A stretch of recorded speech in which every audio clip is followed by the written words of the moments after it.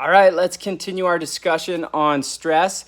Tip number 29. Now we got a few tips here for you. One thing I recommend is if you're dealing with a lot of stress emotionally, mentally, I recommend incorporating a few more adaptogenic herbs into your nutrition plan. So things like rhodiola, ashwagandha, maca, holy basil, reishi mushrooms. You can go to Natural Grocer and find a lot of these adaptogenic herbs in some really clean, awesome products. So there's multiple teas out there that have a lot of these adaptogens in them.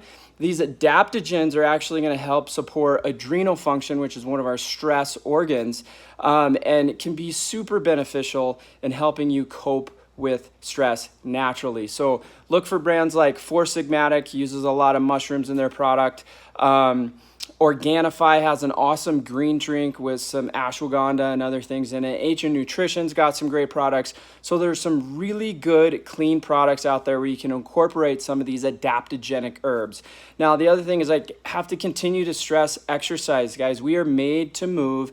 And when we look at depression, anxiety, stress, so much of it is a movement deficiency syndrome. So we need to actually move our bodies. Exercise can be one of the best things to actually mitigate our stress. When we feel like we need to fight or flee, why don't we go ahead and do it, right? Burn up that cortisol, burn up those stress hormones. So exercise can be as beneficial, if not more beneficial, than combo drug therapy for stress.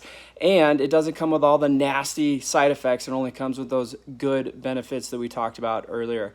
If we can exercise out in nature, that's going to be best. So there are stress relieving properties of just being out in nature, being in the sunlight, breathing in some fresh air, and seeing the beautiful things around you. The other thing that we can do is meditation. So there's multiple different meditation techniques out there. And if you're somebody that thinks that meditation is one of these foo-foo la-la type of things, there's tons of research to support it. And I realize where you're coming from, because I was skeptical also. And there was a or actually just about a year and a half ago, I was dealing with some stressful stuff as we were building our clinic.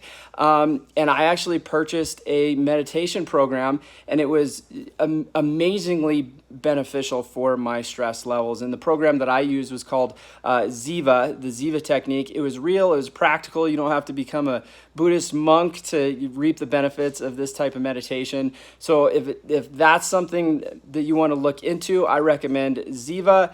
I am not affiliated with them at all. I've just used their program, and it works great for me. Yoga can be an awesome stress reliever. We have some great yoga studios here in town. Garnett, Hot Yoga, Little Lotus Yoga. We got some really awesome instructors here in town, so utilize them.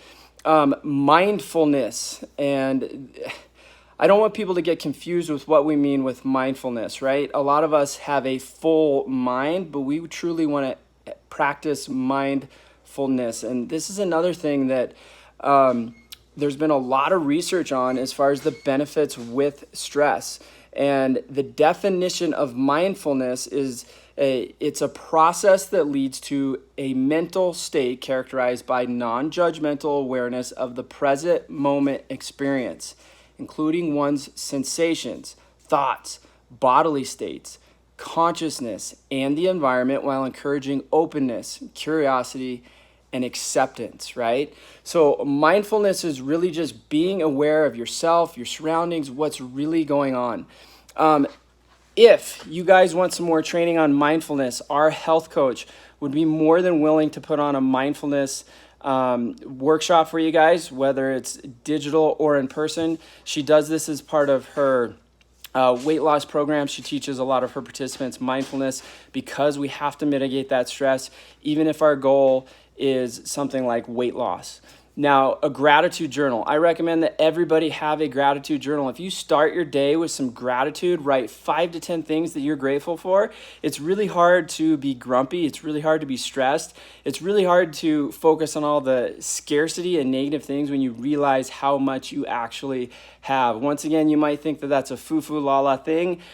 I did too, until I actually did it. And it's something that me and my wife do regularly, just writing down the things that we are truly grateful for, including the people around us. So if you want a gratitude journal, if that's something that our tribe, our patients are willing to utilize, I will literally buy you guys a gratitude journal. So if you're an existing patient, you want a gratitude journal, let us know and we'll put it in order for you guys and actually get you a gratitude journal so you can start practicing this.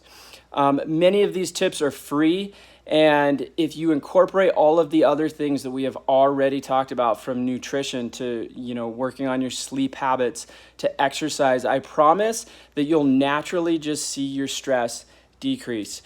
Tomorrow we'll talk about our last strategy and one of our last health tips, and I honestly think it is the best kept secret in the health and wellness field right now, and I think that it needs to be part of everybody's routine. Thanks, guys.